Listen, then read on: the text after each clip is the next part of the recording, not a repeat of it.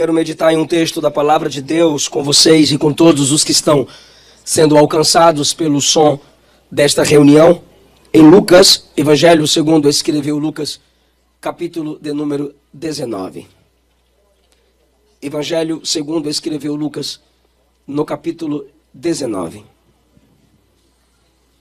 Sei que a iluminação está pouca para a maioria de vocês. Vai colocar um púlpito mais chique, isso é coisa de mulher. Eu vou ficar aqui embaixo mesmo. Perigoso eu entrar no poder aí. Eu tô pentecostal esses dias, já que eu fui desafiado na internet, eu tô mais pentecostal. Brincadeira. Aleluia. Lucas 19. Aí, pastor Macalão. Mulher. Olha o púlpito que a irmã arrumou. Lucas 19. Do versículo 1 até o 10. Quem não leu a Bíblia hoje vai pagar a dívida agora. Tendo Jesus entrado em Jericó. A senhora não me estressa, não. Obrigado. Tendo Jesus entrado em Jericó, ia passando. Eis que havia ali um varão chamado Zaqueu. Este era um chefe dos publicanos e era rico. Procurava ver quem era Jesus e não podia por causa da multidão, pois era de pequena estatura. E correndo adiante, subiu a uma figueira brava para o ver, porque havia de passar por ali. E quando Jesus chegou àquele lugar, olhando para cima, o viu e disse-lhe: Zaqueu, desce depressa, porque hoje me convém pousar em tua casa. E apressando-se desceu, e o recebeu com alegria. E vendo todos isto, murmuravam, dizendo que entrara para ser hóspede de um homem pecador. E levantando-se Zaqueu, disse ao Senhor: Senhor, eis que eu dou aos pobres metade dos meus bens, e se em alguma coisa tenho defraudado alguém, o restituo 4 vezes. E disse-lhe Jesus: Hoje veio a salvação a esta casa, pois também este é filho de Abraão. Porque o Filho do Homem veio buscar e salvar o que se havia perdido. Assentai-vos, por favor. Preste atenção. Eu lerei um versículo do Antigo Testamento, outro versículo do Novo Testamento, para explicar o tema e os tópicos da pregação. O Salmo 49:7 diz: Ao irmão verdadeiramente ninguém o pode remir, nem pagar por ele a Deus o resgate da sua alma, pois a redenção da alma do ser humano é caríssima, e quem tentar cessará de tentar, pois ninguém consegue pagar o preço pela salvação da alma de um homem. Salmo 49:7. No Novo Testamento, Paulo disse na primeira carta aos Coríntios, capítulo 6, versículo 20: Porque Deus nos comprou por um preço elevado, que é o sangue de Jesus. Portanto, glorificai a Deus em vosso corpo. O Antigo Testamento está dizendo que, por mais rico e influente que um homem seja, ele não pode pagar o preço que se é exigido pelo resgate de uma alma que está perdida, e todo homem nasce debaixo de perdição espiritual. Foi o que Jesus disse a Nicodemos em João 3, que o homem só sai debaixo da maldição quando ele crê em Jesus. O homem só é livrado da condenação eterna ao crer no único Filho de Deus enviado para nos salvar. E Jesus disse que quem não crer já está debaixo de condenação. Paulo disse que o preço suficiente pelo resgate de sua alma, da nossa alma, foi o sangue de Jesus. O único sacrifício que o Pai aceitou foi o sacrifício do seu Filho. Um sacrifício santo, perfeito e completo. Logo, se você não tem como pagar, e o único sacrifício ou preço que alguém poderia pagar, só Cristo pagou, então só tem um modo de ser salvo. Só existe um jeito pelo qual você se torna filho de Deus. Só existe um caminho pelo qual os que estão me ouvindo, que ainda não se entregaram a Cristo e ainda não o receberam como único Senhor e Salvador, podem recebê-lo. É entender que a salvação é um presente. Qualquer um de nós que pensarmos que é pelo que fazemos, pelo que batalhamos, pelos nossos esforços, que alcançaremos a salvação, estaremos tremendamente enganados e desprezando o plano que o Senhor Deus fez para salvar todo aquele que nele crê. Eu quero falar sobre isso com vocês hoje. A salvação é um presente. É o que esse texto deixa claro para nós. Vocês conhecem esse texto. E vocês viram comigo que foi Jesus que entrou em Jericó no versículo 1. Não foi Zaqueu que saiu da cidade. Foi Jesus que entrou em Jericó. Não foi Zaqueu quem chamou Jesus pelo nome. Foi Jesus quem chamou Zaqueu pelo nome. Não foi Zaqueu quem convidou Jesus para ir à sua casa. Foi Jesus quem se ofereceu para entrar na casa de Zaqueu. Quando Jesus entra na casa de Zaqueu, vocês leram comigo que a multidão do lado de fora murmurava contra Jesus no versículo 7, dizendo: ele entrou na casa de um pecador, como se a multidão fosse santa e só Zaqueu fosse pecador. Mas enquanto a multidão do lado de fora chama Zaqueu de pecador e não o chama pelo nome, anulando o seu nome e estabelecendo um rótulo dentro da casa de Zaqueu, Jesus chama Zaqueu de filho de Abraão, herdeiro da promessa da salvação, segundo a linguagem paulina em Romanos e na carta aos Gálatas. Ou seja, Zaqueu não fez nada para merecer o que ele recebeu. Tudo foi uma oferta de Jesus. Isto significa que a salvação na vida de Zaqueu foi simplesmente um presente. Agora, por que eu digo que a salvação é um presente? Baseando-me nesse texto. A salvação é um presente. Porque qualquer presente que lhe for oferecido, é necessário disposição para receber. Um presente eu posso te oferecer, eu posso te ofertar, e você pode dizer: não quero, obrigado, deixa para a próxima, dá para outra pessoa, não preciso. É por isso que a salvação é uma dádiva. É por isso que a salvação é um presente. Se fosse uma dívida de Deus com você, você exigiria, você decretaria, e você cairia na heresia do universalismo, de que até o diabo um dia será salvo, porque todo homem merece a bondade da salvação, segundo a heresia do universalismo. Mas se você reconhece que é pobre, miserável, cego e nu diante da grandeza de Deus, riqueza de Deus e das vestes da salvação, você reconhece que a salvação é um presente que lhe é oferecido. E você precisa ter disposição para receber. Para quem estuda teologia, o que vou dizer aqui é necessário, é interessante. Um pastor calvinista, Hernandes Dias Lopes, escreveu em seu comentário de Lucas 9. E ele disse assim: a soberania de Deus não violenta a vontade humana. É preciso existir uma predisposição para seguir a Cristo. A soberania de Deus não destrói a vontade humana. Isso significa que o fato de Deus ser soberano não quer dizer que ele vai te obrigar a ser salvo. Eu sou criador, você é criatura, então eu quero que tu seja salvo e acabou. Não. Olha o que o pastor, que é de uma linha cuja a maioria dos teólogos dessa linha afirmam, que Deus decreta salvar uns e decreta jogar outros no inferno. Esse mesmo pastor escreve: a soberania divina não anula a vontade humana. É necessário uma pré-disposição, uma disposição evidenciada antes, para seguir a Cristo. Antes de quê? Antes de se tomar a decisão, antes de vir à frente, antes de receber o presente.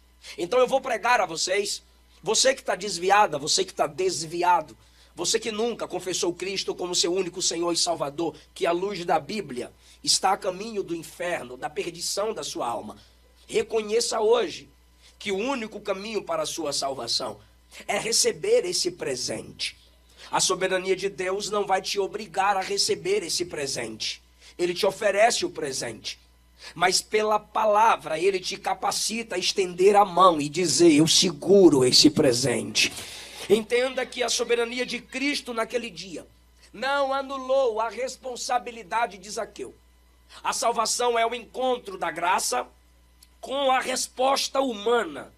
Se não vejamos, a graça de Cristo É Jesus entrando em Jericó. E como é que Zaqueu responde? Sobe na árvore, escuta Jesus, desce da árvore e conduz Jesus na sua casa e confessa Jesus como Senhor. A graça teve uma resposta. A graça de Jesus é ele chamando Zaqueu pelo nome. A resposta é Zaqueu descendo, obedecendo a ordem de Jesus para que descesse. A graça divina é Jesus entrando na casa de Zaqueu, se oferecendo, sem que Zaqueu o convidasse. E a resposta de Zaqueu é que quando Jesus entra na casa dele, Jesus fica calado. Enquanto Zaqueu não fala, Jesus não fala. Jesus só fala depois que Zaqueu fala. Enquanto Zaqueu estava calado, Jesus também estava calado. É como se Jesus dissesse: entrei na sua cidade, te vi na figueira, te mandei descer, te chamei pelo nome, me ofereci para entrar na tua casa, entrei na tua casa, o povo está lá fora reclamando de mim, e tu quer que eu fale primeiro? Falo não. Jesus fez tudo e se cala na casa de Zaqueu. Nesse momento, Zaqueu se levanta e diz: Senhor, se em alguma coisa defraudei alguém, eu restituo 4 vezes mais. E metade dos meus bens eu vou dar para os pobres, provando que o dinheiro não me domina mais. É nesse momento que Jesus fala e diz: hoje veio salvação nessa casa. Então vocês percebem que houve uma resposta à graça de Deus oferecida naquele dia. Aos que estão aqui ouvindo essa palavra, vendo a igreja se reunir na sua porta, na sua rua, é pela graça, é pela misericórdia de Deus que a oportunidade da salvação está vindo a você. Talvez você já tenha dito: eu é que nunca vou numa igreja de crente. Aí a igreja dos crentes veio até você essa noite. É a graça de Deus se manifestando para te atrair para Cristo, transformar a sua vida, transformar o seu caráter, te dar vida eterna. A igreja concorda com essa palavra? Segundo lugar, a salvação é um presente para o presente. Primeiro, a salvação é um presente que é preciso disposição para recebê-la. Presente não é obrigatório receber. Então você diz: obrigado, eu aceito. Ou você pode dizer: deixa para depois, não precisa. Segundo, a salvação é um presente para o presente. Jesus entra em Jericó e diz assim: Zaqueu, desce depressa. Jesus não disse: desce quando você quiser. Jesus não disse: desça devagar. Jesus não disse: cuidado para não machucar. Não, dá seu jeito e desce depressa. Porque a salvação é um presente para o presente. Quando Jesus entra na casa de Zaqueu, o que ele disse? Hoje veio a salvação sobre essa casa. Jesus não disse: amanhã virá a salvação. Jesus não disse: talvez há algum tempo depois a salvação poderá vir a esta casa. Não, Jesus disse: hoje veio. E ainda, diante de Zaqueu na rua, Jesus disse: Zaqueu, hoje eu quero entrar na sua casa. Por que eu digo isso, igreja? Que a salvação é um presente para o presente. Porque muita gente diz: deixa para depois. Muita gente diz: deixa para amanhã. Muita gente diz: quem sabe numa próxima. E a maioria destes não tem uma próxima. Eu me lembro de Moisés dizendo a Faraó: assim diz o Senhor, deixa o meu povo ir. E o que é que Faraó dizia? Amanhã. E quanto mais Faraó dizia amanhã, as pragas vinham contra o Egito. O escritor aos Hebreus disse: se hoje ouvirdes a voz do Senhor teu Deus, não endureçais o vosso coração. Jesus disse ao ladrão na cruz: hoje estarás comigo no paraíso. Você que está ao alcance da nossa voz, entenda que Deus marcou essa noite para marcar a sua vida. Você que por algum motivo se afastou, virou as costas para o evangelho. E como em Ageu, capítulo 1, o povo de Israel dizia: ainda não é o tempo de se envolver com as coisas de Deus. Talvez você esteja dizendo que não é o tempo de voltar, que não é o tempo de se arrepender, mas a sua palavra não está acima da palavra de Deus. E a palavra de Deus para a sua vida é a mesma que o anjo disse a Ló: escapa-te por tua vida depressa. Apressa-te, porque o plano da salvação é para enquanto na terra você está. Jesus disse em Marcos capítulo 2, o Filho do Homem tem na terra poder para perdoar pecados. Quando eu vejo a igreja reunida na rua, sinto muito, irmão. A mensagem não é pastoral, a mensagem não é profética, a mensagem é evangelística. Deus projeta a igreja na rua para que aqueles que não nasceram de novo vejam que é a hora, é o dia de nascer de novo. E se você rejeita a palavra da salvação hoje, não haverá nenhuma desculpa no juízo final. Deus está lhe dizendo, hoje é o tempo aceitável. E a graça do Senhor Jesus te é oferecida para agora. A salvação é um presente para o presente.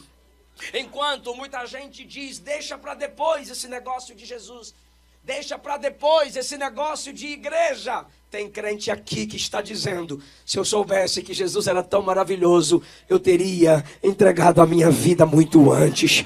Eu o teria confessado como meu Salvador na primeira oportunidade que eu tive. Aí eu lembro de Daniel Berg cantando com seu violão, naquela dificuldade para aprender a língua do Brasil, o português. Precioso para mim é Jesus. Precioso para mim é Jesus. Eu confesso na vida e na morte que tudo para mim é Jesus. A igreja que está me escutando tem prazer em servir ao Cristo que salva, que liberta e que nos transforma. Moça, rapaz, amigo, ouvinte da palavra de Deus, casal, nenhum prazer mundano é maior do que o prazer de servir a Jesus. Sofremos, passamos lutas, passamos provas, mas a gente não atravessa sozinho. Tem uma promessa que é só para a igreja. Primeiro, está lá em Mateus 28. Por que é só para a igreja? Porque é a igreja que discipula. E ele disse, vão fazer discípulos. Segundo, é a igreja que batiza. E ele disse, vão batizar. Terceiro, é a igreja que tem comunhão com a Trindade. E ele disse, vão discipular e batizar em nome do Pai, do Filho e do Espírito Santo. Quarto, é a igreja que vai por todo mundo. E ele disse, ide por todo mundo pregai o evangelho. Depois que ele disse isso, aí ele conclui, e eu estarei convosco. Convosco quem? Com a igreja. Até a consumação dos séculos. Essa promessa não é para qualquer um. Essa promessa é para a igreja. É para quem vive em comunhão com a igreja de Jesus. Essa promessa da presença de Jesus não é uma frasezinha bonita para você colocar no seu Facebook se você vive na prática do pecado.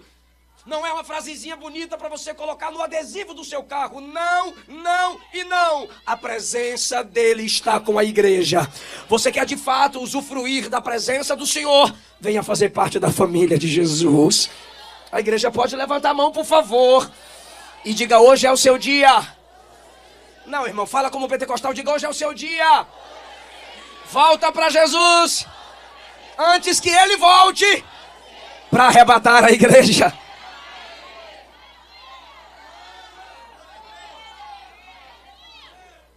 A salvação é um presente porque é preciso disposição para recebê-la. A salvação é um presente para o presente. Terceiro, a salvação é um presente surpreendente. Eu quero fazer uma pergunta aos salvos aqui agora. Você imaginou que chegaria onde chegou? Vou perguntar de novo. Se lembra de quando você não servia a Cristo, de quando você não tinha confessado Cristo como seu único Senhor e Salvador? Você imaginaria que seria o crente que é hoje? Muito bem. Você imaginaria que seria o obreiro que é, a obreira que é, o crente que é? Não. Por quê? Porque te surpreendeu. Talvez você tenha dito em algum dia da sua história, vou lá para ouvir uma canção para sarar meu coração. Irei lá ouvir um pregador pregar para ver se eu consigo pelo menos algum tipo de resposta que eu já tentei em tantos locais e não consegui nenhum tipo de solução. Mas a salvação te alcançou. E você viu como que ela é surpreendente. Por quê? Porque eu provo no texto. Diz o texto, capítulo 19, versículo de número 3. Zaqueu queria ver Jesus. Me ajuda, o que Zaqueu queria? A única coisa que ele queria era o quê? Ver Jesus. Mas a salvação é surpreendente. Você já recebeu algum presente que te surpreendeu? Sim. Você pensou que era uma coisa, seria outra. Esses dias a Luana falou, meu bem, o presente do Dia dos Pais está lá na área da casa, dentro de uma caixa. Falei, rapaz, o presente é grande. Quando eu abri a porta e abri a caixa, eram os 2 neném. Feliz Dia dos Pais! O presente da salvação é assim, é surpreendente. Zaqueu só queria ver, foi visto, foi Jesus que o viu. Zaqueu só queria ver, foi chamado, Jesus o chamou pelo nome. Zaqueu só queria ver, foi salvo. Zaqueu só queria ver, recebeu Jesus em casa. Zaqueu só queria ver, foi chamado de filho de Abraão. O nome dele está no livro mais poderoso de toda a história e está também no livro da vida. Quem pode adorar o Deus que nos surpreende com a salvação? Deixa eu te explicar teologicamente, não é chato, é maravilhoso. Teologicamente, como que a salvação é surpreendente? Você veio ao culto e os hinos da harpa começaram a cantar. Você bateu palminha, você disse a banda toca bem, você disse essa letra é bonita, mas de repente seu coração começou a se mover. A equipe de louvor ao Senhor com uma canção. Seu coração começou a estremecer, a palavra te alcançou. Você se viu perdida, perdido, pecador, miserável, como eu já disse, pobre, cego e nu. E de repente você disse, eu preciso da graça. Que foi isso que aconteceu com você? Romanos 10:17. A fé vem pelo ouvir. E o ouvir pela palavra de Deus. A palavra de Jesus te alcançou, quebrou o seu coração e te atraiu para a presença dele. Sabe o que é isso? Regeneração. O Espírito Santo gerou dentro de você um novo nascimento. Você nasceu biologicamente, agora você nasceu espiritualmente. Nascer biologicamente é nascer para essa vida material. Nascer espiritualmente é nascer para as coisas de Deus. Agora você se importa com as coisas do céu. Isso aconteceu dentro de você. Algo a mais aconteceu. Porque a salvação é surpreendente. A justificação. Quando você confessou Cristo como seu único Senhor e Salvador, o Pai decretou na eternidade. É justo. O passado não pode condená-lo. Os parentes não podem condená-lo. Os inimigos não podem condená-lo. O diabo não pode condenar. Nenhuma condenação há para os que estão em Cristo Jesus. Isso é a justificação. Ele te declarou justo. Só que aí vem outro presente no pacote da salvação. O que, pastor? O processo da santificação. Você se preocupava com suas fraquezas e com seus pecados. E pouco a pouco, dia após dia, você foi vencendo suas mentiras. Você foi vencendo os palavrões. Você foi vencendo suas imoralidades. Você foi vencendo as batalhas, as guerras espirituais. Hoje é um santificado homem de Deus, santificada homem de Deus. A cada dia que passa, estamos vencendo e essa obra continua. Aquele que em nós começou a boa obra, há de completá-la até o dia da vinda do Senhor. Esse presente é o da santificação. Já passou pela regeneração, já recebeu a justificação, já estamos na santificação. Só que tem outro presente, que a maioria dos que aqui estão, eu sei que tem gente que ainda não recebeu, é porque está buscando pouco, e se está buscando muito, vai chegar o tempo de receber. Que presente é esse, pastor? É o presente da capacitação espiritual. Você foi regenerado, você foi justificado, você está sendo santificado, mas de repente ele te encheu do Espírito, você falou línguas, ele te encheu do Espírito, você ficou com vontade de orar pelos enfermos, ele te deu o dom de cura, ele te deu o dom de interpretação, não é tradução, é interpretação, ele te deu o dom de mestre, você lê a Bíblia, sua mente se abre, você entende a palavra, ele te deu o dom de profecia, você profetiza e conforme profetiza acontece, ele te deu o dom de discernimento de espíritos, é muito complicado enganar você. Isso é capacitação espiritual. Mas tem outro presente, irmão, a glorificação do corpo. Se morrer, quando a trombeta tocar, ressuscita. E se não morrer, quando a trombeta tocar, o corpo é glorificado e a gente sobe para encontrar com o Senhor nos ares. Aleluia! Glória seja dada ao nome de Jesus pelo presente da salvação. Você é grato a Deus porque é salva?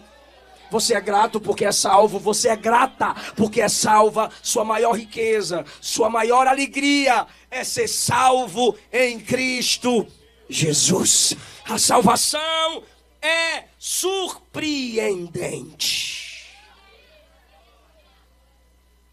Quarto e último lugar, a salvação é um presente que gera mudanças.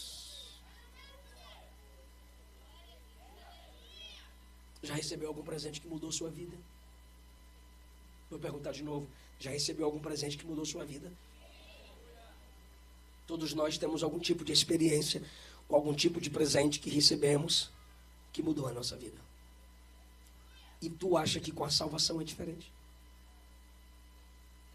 Se você diz que recebeu a salvação em Cristo, se você diz que é salva em Cristo Jesus, e a sua vida é a mesma de antes de ter conhecido Jesus, você não foi salvo. Você não foi salva. Porque não tem como receber esse presente e continuar do mesmo jeito. Quem era Zaqueu antes da salvação? Cobrador de impostos. Cobrador de impostos não. Chefe dos cobradores de impostos. Se os cobradores eram odiados pelos judeus, imagine o chefe. Por quê? Porque Roma dominou Israel, pegou os próprios israelitas e disse: vocês vão cobrar os impostos para Roma, dos seus próprios patrícios. Só que aí eles escolhiam os mais inteligentes e diziam: você vai liderar os israelitas traidores. Então esse camarada não era o traidor, ele era o cabeça dos traidores. Se Mateus era cobrador de imposto, era considerado traidor, Zaqueu era considerado traidor 2 vezes. Porque ele era o treinador, ele era o chefe, ele era o mandante de quem explorava dos israelitas a mando do Império Romano. Então todos odiavam Zaqueu. Apesar do seu nome significar puro, os que o cercavam e o império que ele servia o deixou sujo. E mesmo assim a graça de Deus o alcançou. Porque ninguém é tão sujo, tão manchado, que a presença de Jesus não possa lavá-lo. Aleluia! E a mudança veio. Porque aquele que traz sua pátria por amor ao dinheiro, abre mão do dinheiro, porque quer a presença de Jesus. A salvação é um presente que gera mudança. Quando Jesus o encontra, onde ele está? Numa árvore no meio da rua. Aí parece a mãe da gente quando a gente era criança, lembra? Pra casa. Jesus acha Zaqueu e diz: pra casa. Olha a mudança aí. Jesus trabalha nele de dentro para fora. Estava num ambiente que só cabia ele, em cima de uma árvore. Agora está num ambiente onde ele pode abençoar o seu lar e aqueles que o cercam. Vai para casa, porque a salvação gera mudanças. Esse é o mistério da graça de Deus, moça. Esse é o mistério do favor de Deus. Nos encontra em qualquer situação, em condição, mas não nos deixa da mesma forma. Não importa para quão distância ou para quão distante o pecado te levou de Jesus.